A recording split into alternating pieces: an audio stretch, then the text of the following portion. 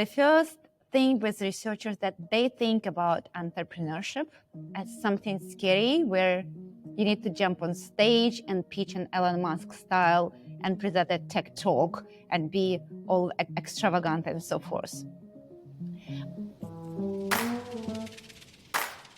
Welcome to Multiple Hats, a show about STEM professionals who have gone off script and carved their own path beyond the tracks that were set for them. Science, technology, engineering, mathematics, medicine, how they found their why and what it takes to make it happen. I'm Angelique, and this episode is the first of a short series with UNSW founders. And that's the University of New South Wales, which was acclaimed as the #1 in Australia for capital raised and VC-funded founders. On this first one, I talked to Dina Titkova, UNSW founder program manager. If you're curious about the startup ecosystem, how to engage with it, where to start, or even if you should call yourself an entrepreneur, this episode is for you. Dina takes us through not only UNSW multiple programs, which supports founders from the ideation stage to global scaling, offering coaching, investment courses, pre-accelerator and accelerators, but also on how it fits within the whole community and what it takes to guide founders through the complexity of early discovery, validation of ideas, pitching for fundings, and much more. We also touched on founder styles, great pivot stories, and debunked a few myths about startup and investments. All right, let's talk to Dina. My name is Dina Titkova. I'm a senior manager at UNSW Founders, overseeing delivery a range of startup programs for UNSW and broader community. You started at UNSW about 5 years ago? Yes, that's correct. That was March 2019, just to be exact. And you moved your way through several accelerators to now overlooking the whole startup portfolio with, I understand, 200 startups. So firstly, congratulations for stepping up recently. That's really good to see how you moved up, because then you have the entire view of all that to be able to overlook the whole portfolio. So you think you're best placed, really. And yeah, as I say, for the last year, we've heard the founder perspective and their journey. But today I want to flip the coin with you and see it from your perspective as a startup portfolio manager at UNSW. And after seeing so many aspiring and actual founder coming through the accelerator, I'm sure you have a very unique perspective to share with us. So I'm super excited about that. But before we go into that, let's start with UNSW itself and its founder program. Can you tell us what it currently entails and proposes? So thank you so much, Angelique, for having me. UNSW Founders is the most comprehensive on-campus entrepreneurship program in Australia. So we support founders, entrepreneurs, researchers, students, alumni, you name it, from idea stage up to the point of scaling globally. So it is an end-to-end offering. We are a big team of 25 people making it happen, divided into 3 different stages. We first make people curious, and that supports over 10,000 people touching our services and having experiences with us. We also support around 500 teams through our idea stage offering. And that is everything from boot camps, hackathons, student pitch competitions, such as Peter Farrell Cup, and of course, our New Wave program, which is a dedicated female entrepreneurship program nurturing future women entrepreneurs. I oversee the startup phase, the final phase. On general, we do support over 200 startups per year via different services, mainly coaching. But then we also invest in subsection of those via our accelerator programs. As of today, we run 5 of those. Founders 10X, any technology is welcome for UNSW community. Health 10X, supporting the next generation of health entrepreneurs. Synthetic biology, climate, and defense. It's important to say that the last 4 are national.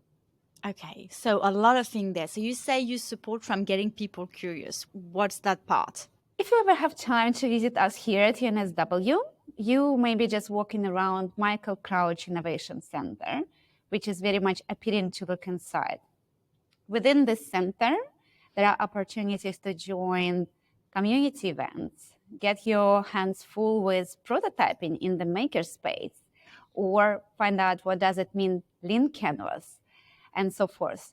Through this very pointy, short interaction, we make people understand what entrepreneurship is and is not, because there is a lot of misconceptions about the word itself. So you're saying event, courses, and then what if I want to go and wander through the MVP section? How do I do that? You can come in, knock on the door and ask what's happening here. There will be always someone in the room who will explain you the offering, but they also will firstly ask, what do you do? As we offer so many programs, it's really important to receive the right tailored advice, what type of things you need to do and engage next. So you have to be a student, or anyone can come visit UNSW? Most of our offerings are staff, student, and alumni. And in our startup phase, we go national and we support entrepreneurs nationally. So anyone can apply for our health in bioclimate defense programs. And you don't need to be affiliated with UNSW at the point of application. Okay, so that's good. Okay, so students, staff, alumni can go and start to get curious. So you're building the future community, really. And then you've got competition like the Peter Farrell Cup. So startup come and pitch their ideas. And how often is that? So Peter Farrell Cup runs once a year. It's a very big program supporting up to 50 teams, with 10 teams reaching the finals and getting on big stage in front of 300 people. Our accelerator programs also run once per year. One program that runs multiple tasks are New Wave. So we do provide New Wave, which is our female entrepreneurship support program, twice per year in different formats to make sure we reach more women, to make them curious and excited about trying a new journey. Oh, that's cool. So if you're listening to that and you want to hear more about New Wave, let me know and we'll do one with the program manager of New Wave. Going back to this one, so Peter Farrell Cup, you've got the accelerator and they run nationally after. So that's really great. So you've said about 5 streams. So repeating that, any industry, there's one for that. Health and biology, and then there is defense and climate. So we're covering really all the global challenges under this, which is really good to hear that there is a space for everyone. But can you tell me a little bit more about those 5 streams, or some that you have been experiencing? Can you give me an example of problems that your founders are looking to solve? Absolutely. So let's pick Founders to Next. That's our flagship program with which we started the journey of accelerators back in 2017. 2 examples of startups that came through this very first program. One came into the program because they wanted to mine asteroids using their PhD from UNSW. Through the program, they pivoted and they started working a solution to monitor satellites in space to prevent them from being lost. Hang on. So mining asteroids, what does that mean? Mining asteroids for metals. If you explore this further, it's actually an array of startups and companies who do this have an idea. But our team has pivoted to monitoring satellites in space to prevent them from being lost. Oh, okay. Is that a problem? There is a lot of satellites getting lost in space? It is a huge problem with satellites being lost and billions of dollars disappearing in space just because we cannot monitor them efficiently. So using their PhDs from UNSW, the team came up first with algorithms, systems, and processes. Long story short, this year they raised Series A, $12 million. It's one of the leading space tech companies in Australia called Here Robotics. Wow, great success story. So that took 5 years to get to there, but quite given the space, it's pretty quick. Say a bit longer than that. They started in 2017, their journey, and this year they raised, yes, 12 million. And they now one of the key players in the space tech. So that's one of the examples. If we pick one of health examples, we have a company, Cardiobionic, who came into the program in 2019. And the problem they've been solving for is unaffordable heart assist devices. So 9 people globally die from heart failure every year. Why? Because there is not enough heart assist devices and there are not enough heart transplants. Why? There are not enough heart assist devices because they are extremely expensive. Each device is around $100,000. What they are working towards to develop and bring to the market a device that will be twice less costly, meaning we can save 2 times more lives. They're just starting their animal trials here in Australia and aiming to be in the market in 2025. So do you also support that? Because animal trials is a great big deal. We do not support directly animal trials. They have their own networks and internal expertise. What this team was supported with is actually all the startup and business and fundraising knowledge. The founders are extremely well-known experts in creating heart assist devices. What they got through our program, through mentorship and support, is all the business fundamentals. How you go to market, how you raise funding, what are the other opportunities globally for them to be aware of. I love that you know all the success story and then you can speak for them. So that's great to have someone standing them for them. And I want to explore a little bit more how the accelerator helped your founder in general. So we'll go that into a bit later. But before you do go into these big details, I want to know a little bit about you, Dina. What is your anchor to STEM? And how did you land up on the startup ecosystem? That's a great question. I'm coming from a family of engineers. So that's a common in my family, and I do love math and physics and everything with a very much clear answer. I did enjoy studying math and physics in school. So when it came to time to select my career pathway, engineering was obvious. However, what I learned about myself by doing engineering degree, that I want to be much more community and people focused rather than technology focused. That led me to my second degree in Sweden, which was Master's in Bio-Entrepreneurship, through which I got in touch with startup ecosystem in Sweden, became the first employee in one of the academic spin-outs, and have been integral part of this vibrant Swedish ecosystem back in 2013, 2014.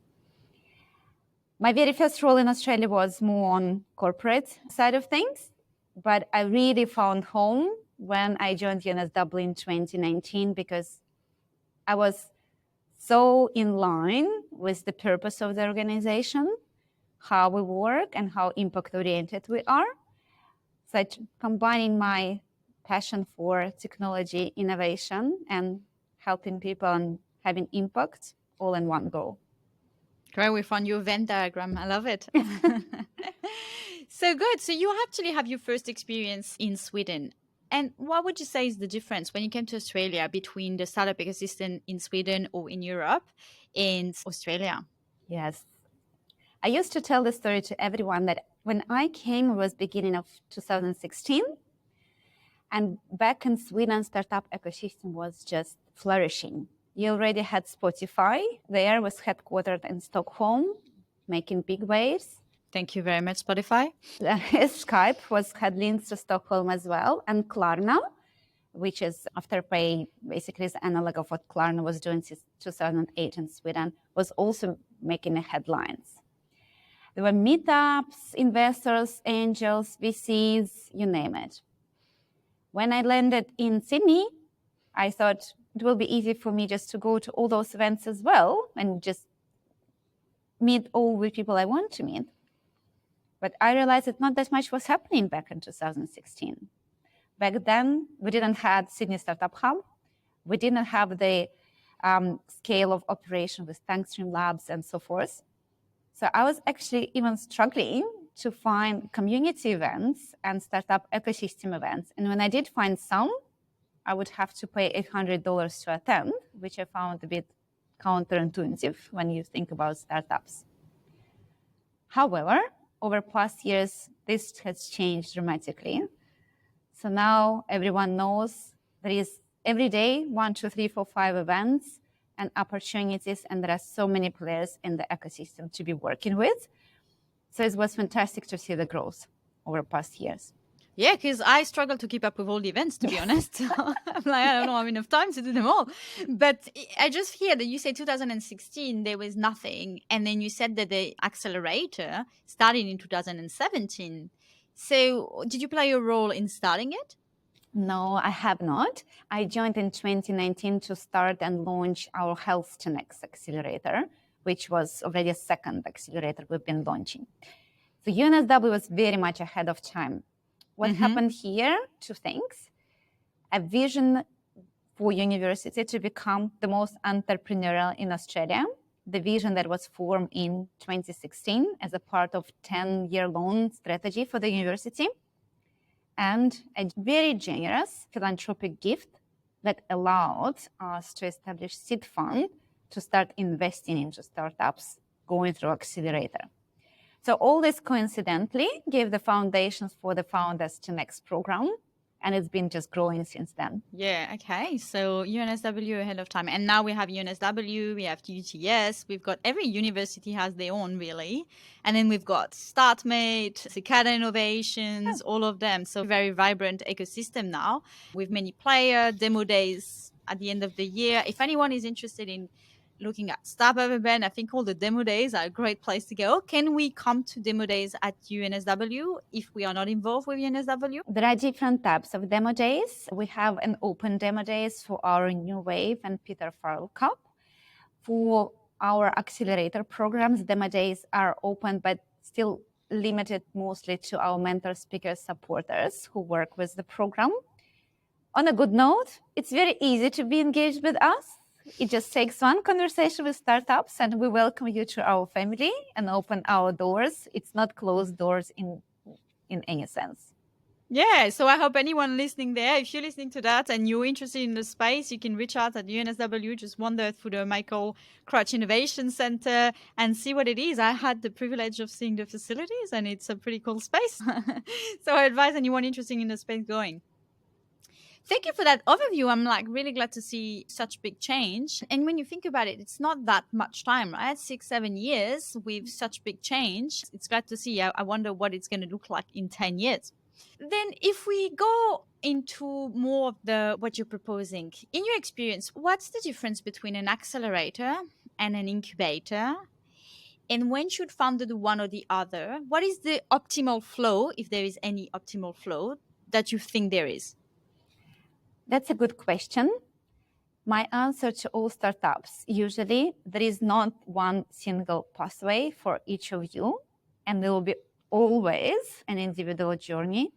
And I always encourage startups to do their research of what is the right type of support they need at the right time.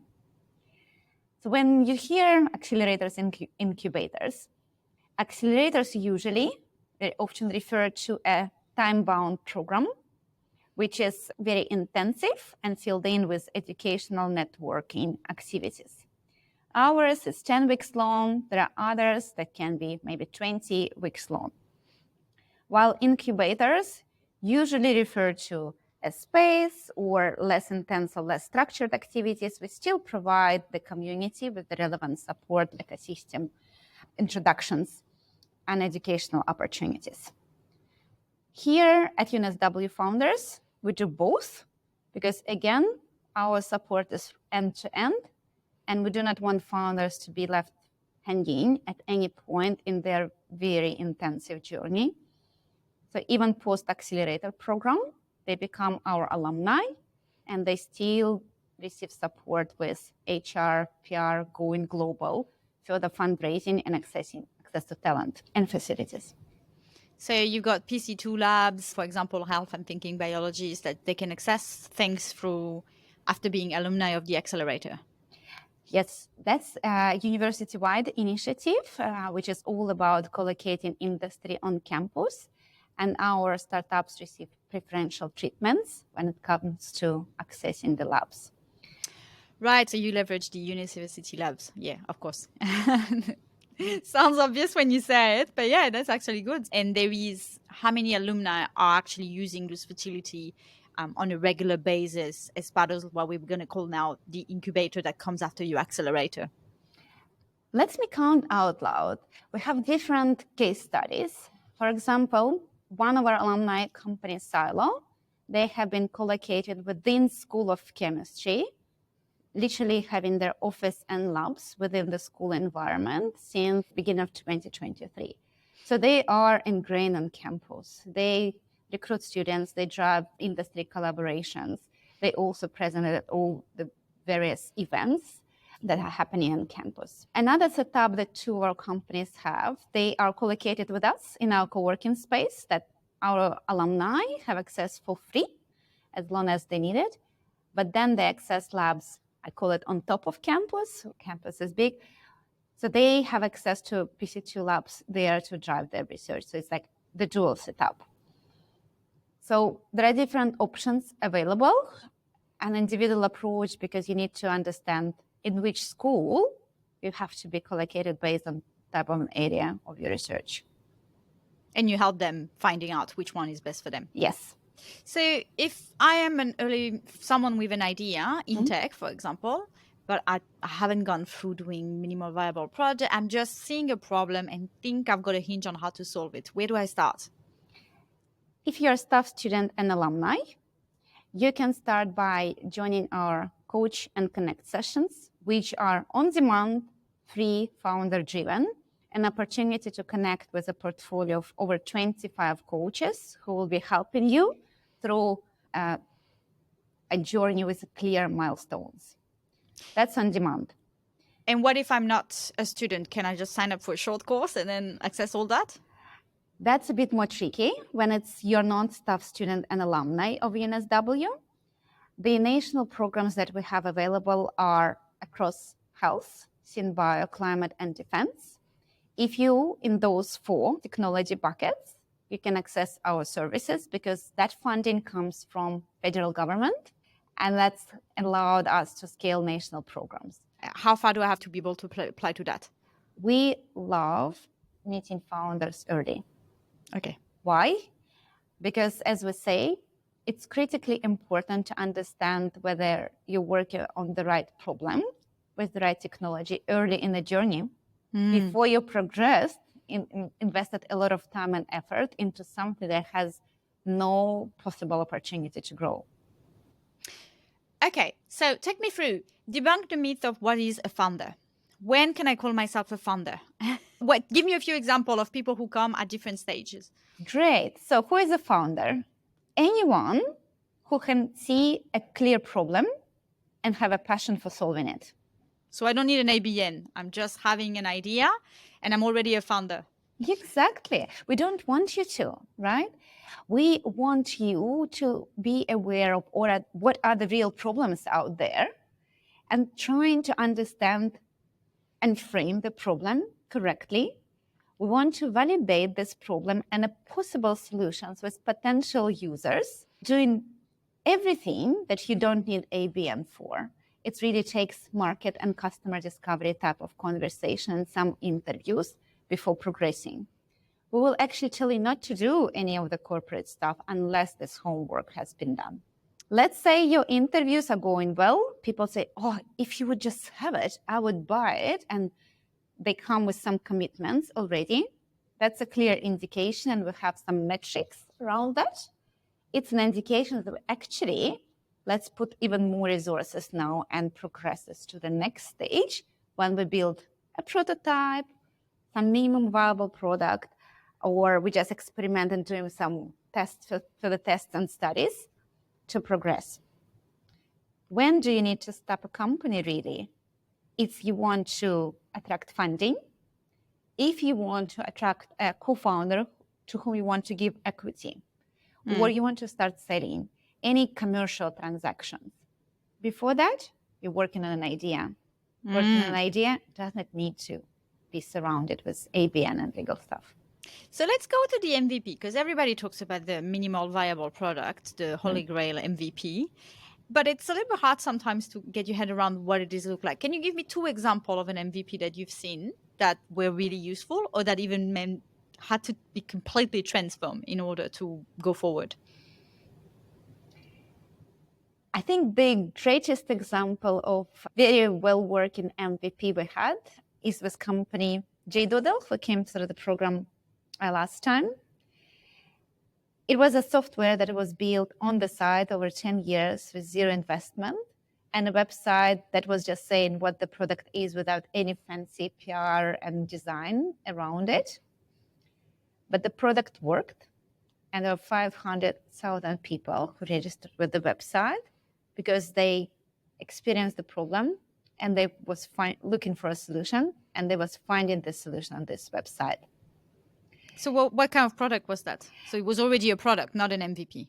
Yeah, that was already a product. You're right. It was just commercially not appealing to some of the users but it was full feasibility. You're right. So if we're thinking more about MVP, one of our health tech founders, company Bunting Met, they have developed an application, a software to help patients with diabetes to manage their disease in a culturally appropriate way.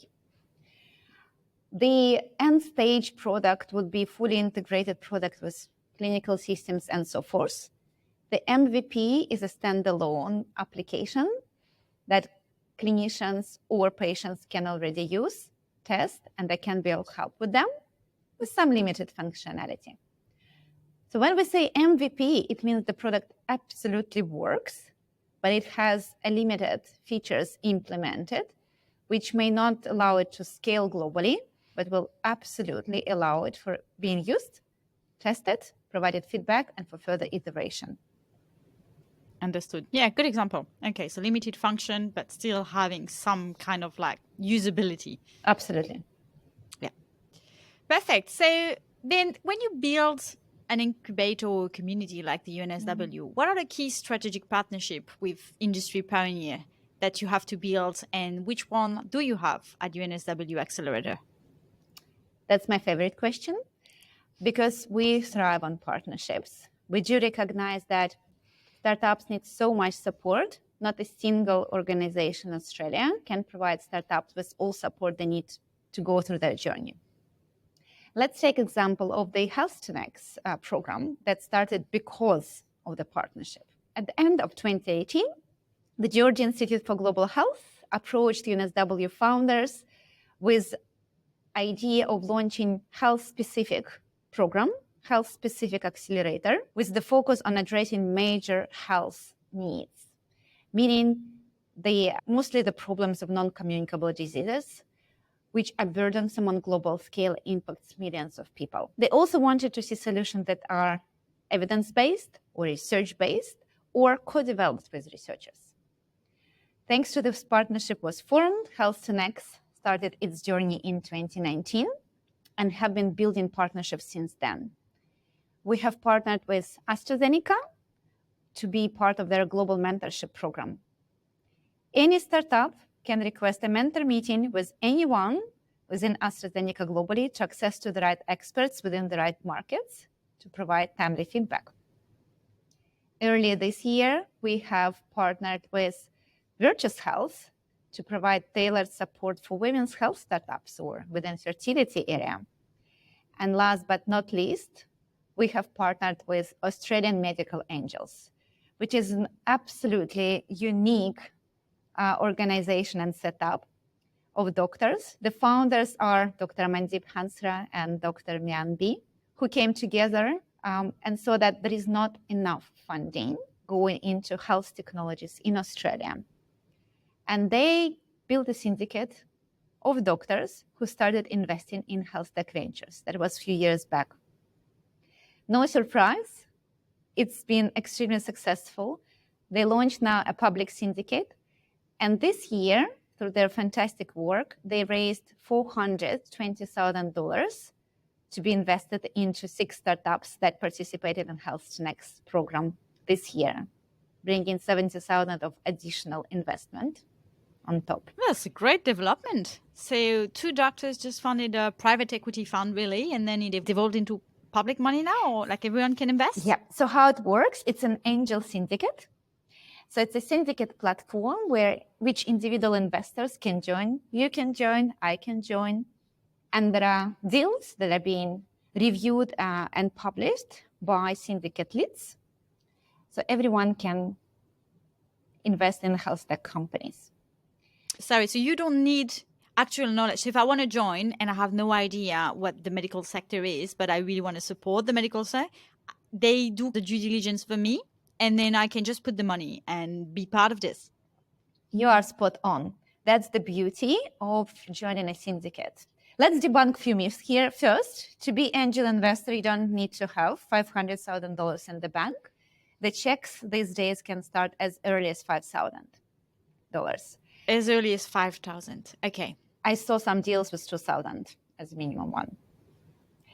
In the case of Australian medical angels, because it is driven by entrepreneurial medical doctors who are practicing medicine while doing their entrepreneurial ventures on the side, they are the ones who are sourcing the deal, the ones who are doing due diligence on them, and who are proposing a validated deal to the community, Australian medical angels members, to invest.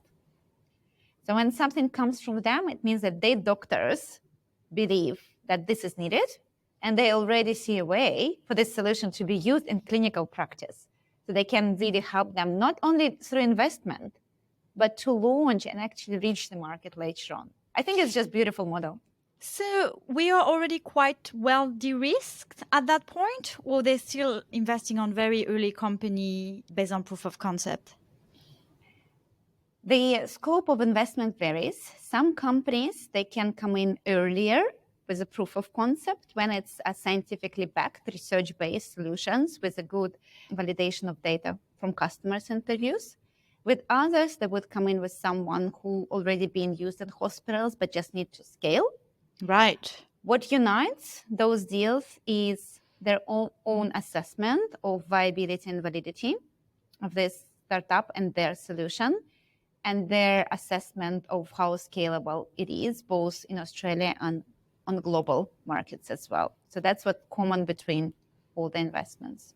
Hooray! So debunking the myth of investors, if we've got no clue of what we want to invest, rather than going into a management fund where you put money and they go random stuff, including mining, and I can decide, okay, I want to support health. I don't have the knowledge, but those people have. I trust them because they're clinician. They're looking for clinician-oriented solution, and it's about scaling. So we already know that's something that is really addressing a problem, not just a fabulation at that point. So that really opens the door to anyone to invest in great technology. Unfortunately, we still have some barriers in Australia where you need to pass a sophisticated investor test. So you will need to have a letter of your accountant to help you to get this accreditation. It's one of the final barriers Australia needs to overcome. But overall, investments have been democratized over past years. There are a number of syndicates. And this year we have started working with Australian Medical Angels, which has been a great success. We also partner with the smaller syndicates who've been doing more tailored investments into our startups as well.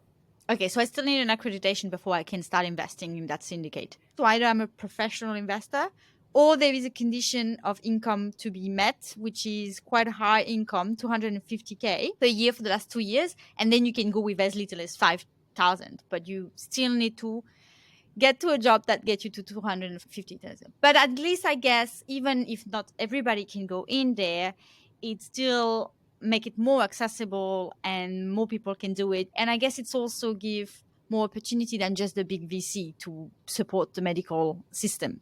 Absolutely. And please do not forget about direct investments, right? So if then you do have a knowledge and you do see that this startup is fundraising, and that's exactly what you want to be investing in and the cause you want to be supporting, it actually doesn't hurt asking, can I invest directly? Okay, so you would reach out to this syndicate and say, hey, look, I'm not meeting this condition, but I'm really interested. Can I put some money in? You would reach out to a startup itself. So syndicates exist to simplify the process for a lot of people and also just to make life for a startup easier because they deal with one investor, not with 100. But no one can solve the opportunity to invest directly into a startup, just your own money, and have this conversation with startup directly.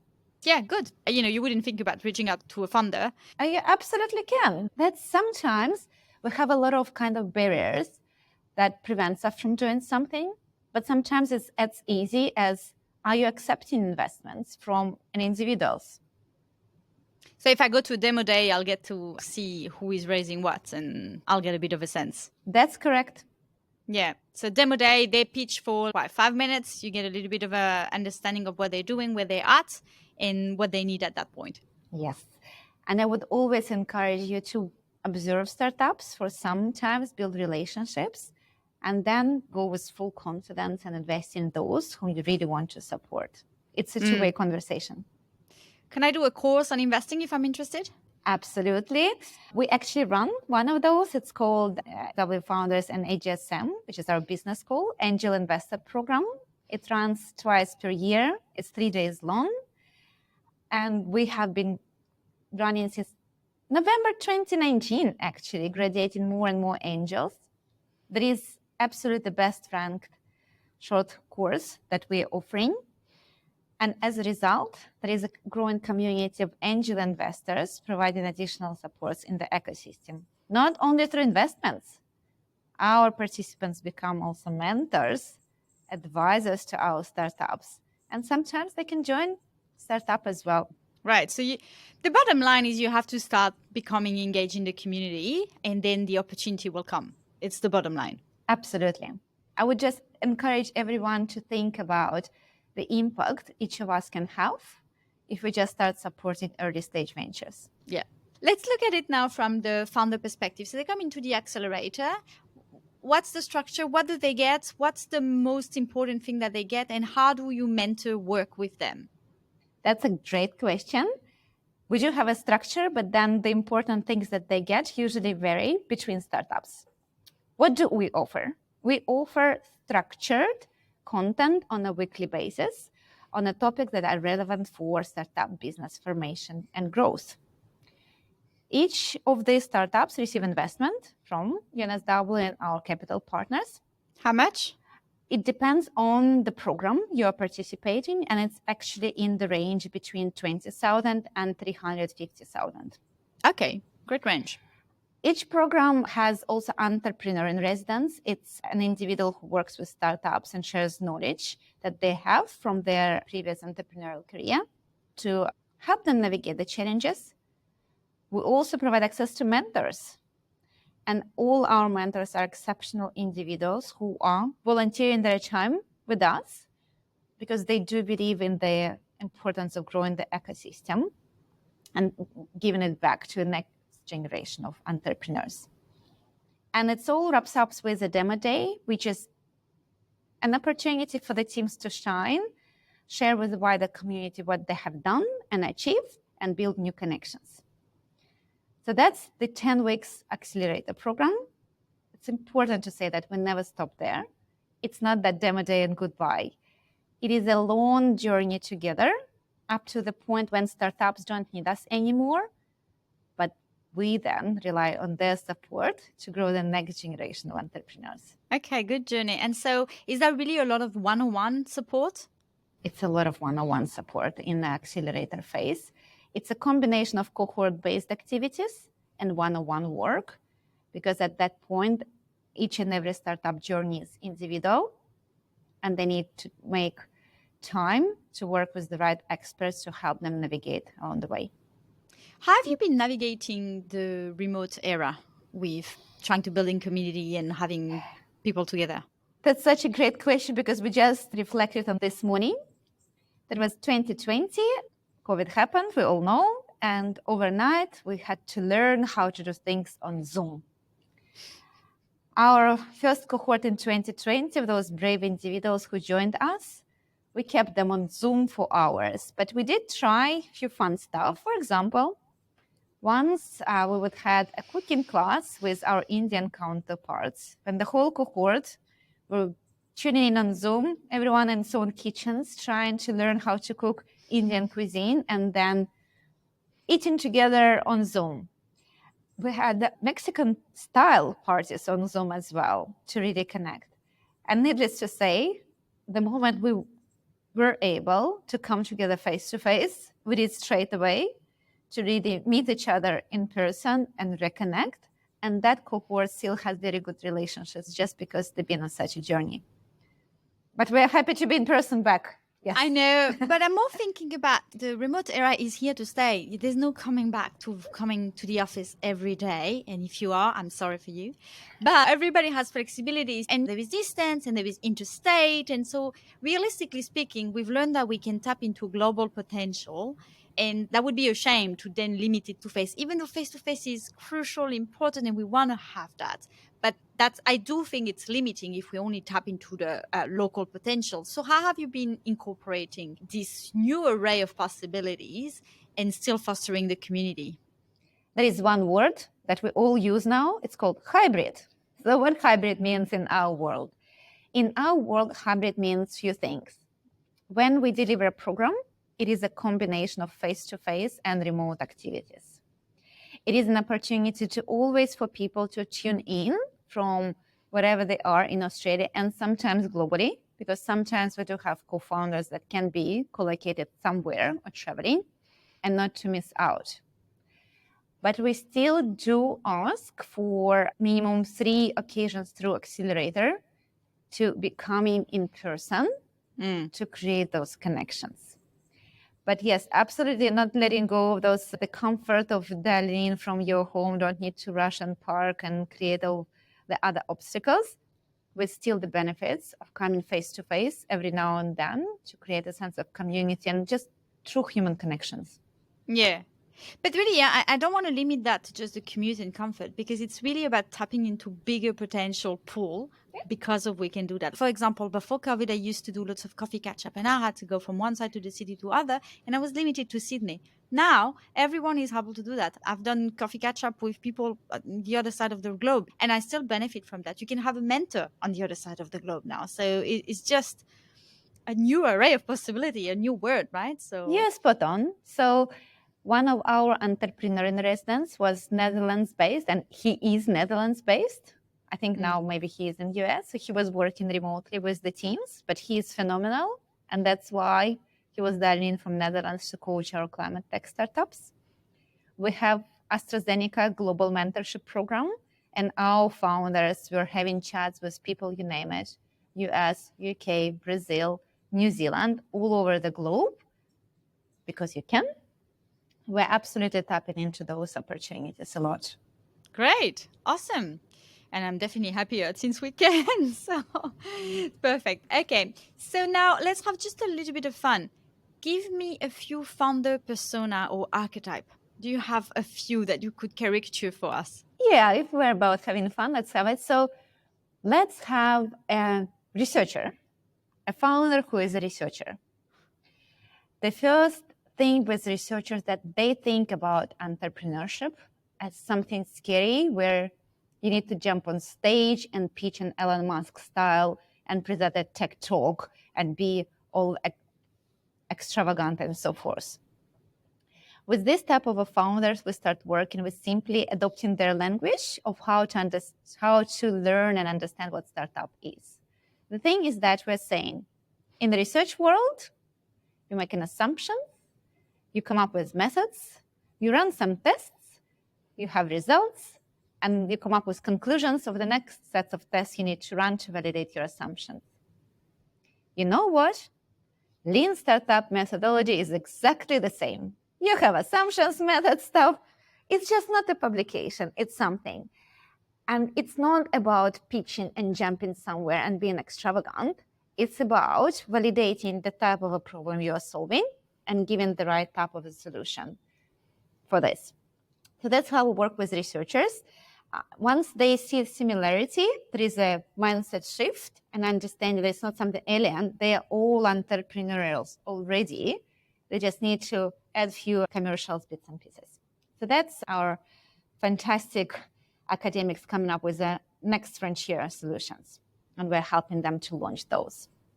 Another archetype can be someone coming from a business side, post-corporate journey, and now going into startup world, and almost sometimes unlearning things that they got used into corporate world. Because in the startup world, You are everything once you're a founder, and you also need to watch your cash flow, very careful, be mindful of your resources, the way you build and recruit people.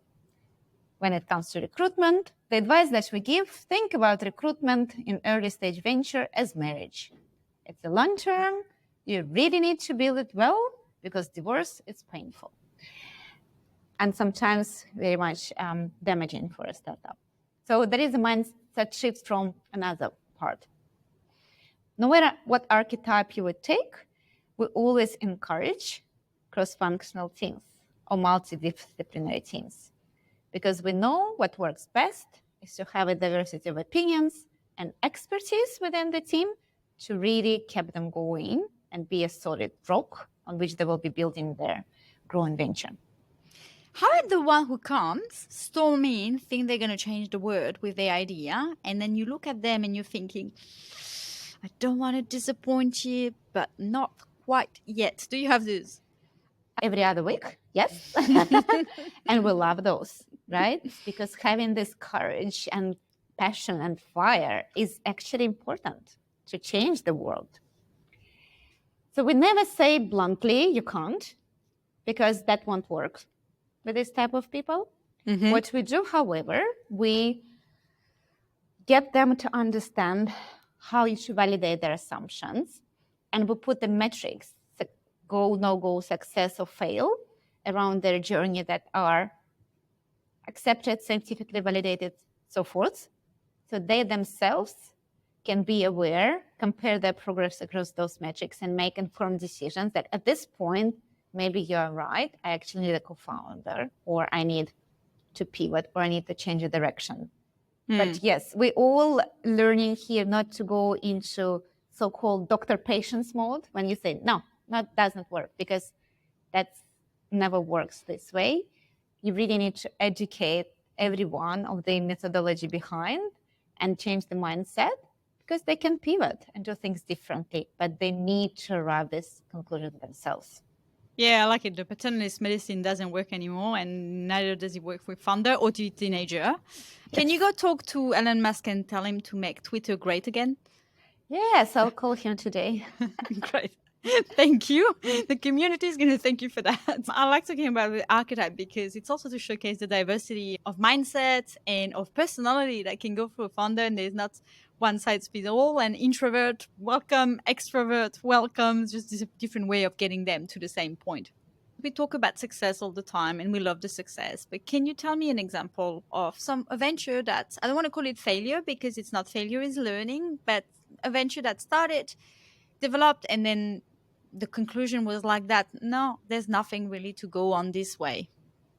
To be honest, we are very good on survival rate. So when you ask me this question, I really need to think hard of a much smaller proportion of things that did not work out.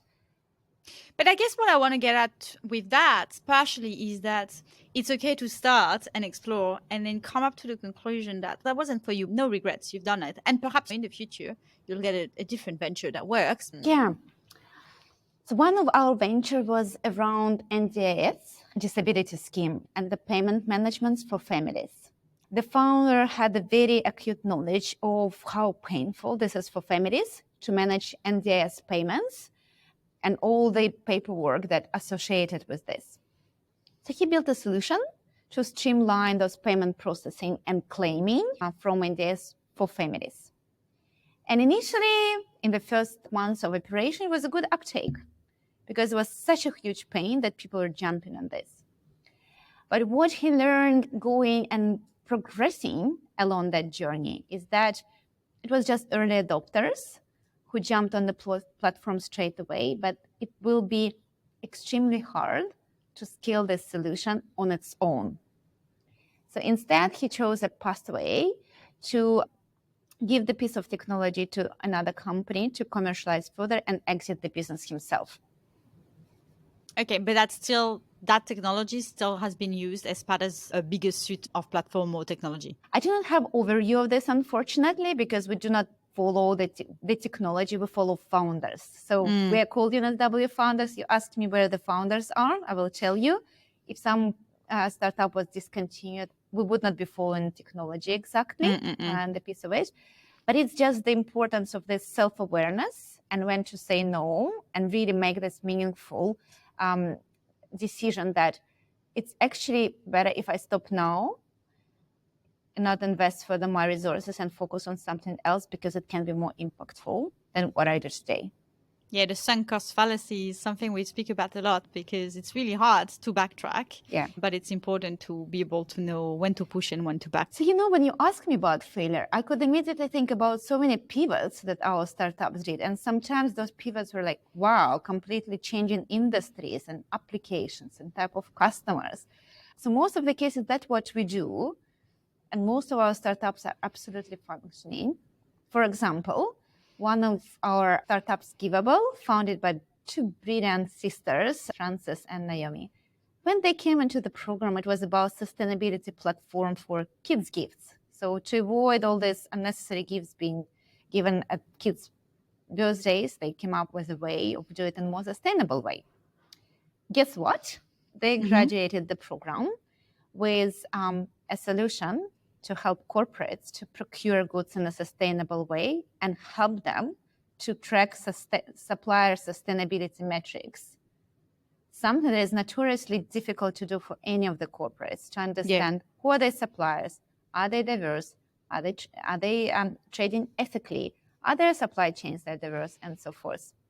It's now an extremely successful startup, but application is different, and that's all changed through accelerator program. Yeah, I really like that because often we think about, oh, if I try and if it doesn't work, what do I do? But often once you get to that point where it doesn't work, you're in a totally different space and you think differently. So you don't backtrack. And that's why you call a pivot. So I think it's a beautiful way to look at that. Can I just point out another thing, that even those founders who are not successful in their startups, it was quite easy for them to find a job in an exciting startup. Oh, yeah. So it's transformative. Yes, how experience that they gain through the journey, how special and strong this is. Do you know what I like to say? When you see yourself really, truly, you can't unsee it. So once you find your piece, your real reflection in the mirror, then it will be a calling. Absolutely. Now, I've got two questions to conclude. One is, how do you collaborate with other part of the ecosystem? And how to send your founder elsewhere when it's time for them to go elsewhere? That's a great question. It's, again, the view that we adopt, that we need to do collaborations more within New South Wales and Australia. We have some official partnerships formed lately, for example, with fish burners. So our startups will have an opportunity to collaborate and explore more opportunities with fish burners team, thanks to partnerships signed. So fish burners is one of the long-standing incubation or co-working spaces that also run a number of fantastic community-based initiatives and events, bringing startup ecosystem together, providing education and networking opportunities. Our colleagues at Cicada Innovations deliver fantastic 1 day workshops, 3 days workshops. So they promote our offerings to their community, we promote ours, because there is always something that our startups can learn. And same applies to other accelerator programs and incubators. We all cross-share applications open, join us for this.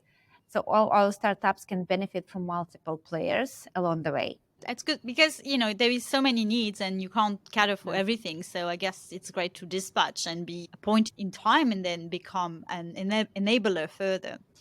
And my last question will be about your observation about luck and privileges. What do you think in the founder's life, in the founder's persona that come? Most of them have luck, hard work. I'm sure you observed that, and let's speak about it, but also the privilege that comes with this. Or, on the other hand, barrier that you see that would be really slowing them down. Systemic barrier I'm talking about. Good. I always say luck favors a prepared mind. That's something someone told me a few years back, and I really run with this motto always. Luck comes to people who listen, look around, explore, who are curious and not afraid of trying things, and they experiment and they're constantly thinking. Luck also comes to people who can grow, and growth is painful. When we grow, it hurts so many times, but those people are not afraid of taking on the challenge. And that's why they are lucky. Oh, yes. What we see in founders as well is an extreme level of resilience, the absolute skill of continue going despite all the things that has been thrown to you. What we teach founders is responsibility. Whomever comes through our programs knows about our impact and community focus, and we have a very strong culture of give back. All our successful founders are amazing individuals who find time in their very busy schedules to mentor the next generation of cohorts, accelerator startups, who come as speakers, mentors, community, who join our community events and who generously share their time because they know how much it means. So all of them understand the give back as a responsibility they all have. What are the systemic changes? Of course, we all think immediately about funding and so forth, but we can unpack it in different levels. Sometimes it is about policies that government has. Not much we can do it, as continue speaking about this. Visas and this type of question to attract talent hurt startups when they cannot get talent into the country because of some visa-specific questions. We have been on a roller coaster lately with all the grant funding, aren't we? Medical MVP fund and accelerated commercialization fund. We took such a necessary funding stream from our startups without any warning, left them hanging without any access to this fund. Sometimes it's about systemic changes that we have here in Australia when it comes to procurement. We all say, yes, startups are good, but when it comes to procure, big corporates and government may prefer someone with already track record of selling to corporate and governments. But guess what? How can you start selling if no one believes in you? So that's another hurdle to jump ahead. Of course, we talk about diversity bias and gender bias and how founders from culturally different backgrounds have different times accessing different services compared to maybe someone who's grown up in Australia, or female founders versus male founders, and some biases here. But what I see positive change in those type of biases, more education and more diverse founders creating different community vibe as well. For the government, we can talk about this. We always try to add our input into possible consultation papers and joint roundtables to drive that conversation. It's not an overnight thing, but we just need to continue doing it. Thank you so much for this perspective. That's quite useful. And I do want to point out, though, this list of mentor that came, the best mentor in Australia that came out, and that was all men list. I'm sure you've seen the outcry because it was a big outcry for the ecosystem. Tell me about it. We need to work on this.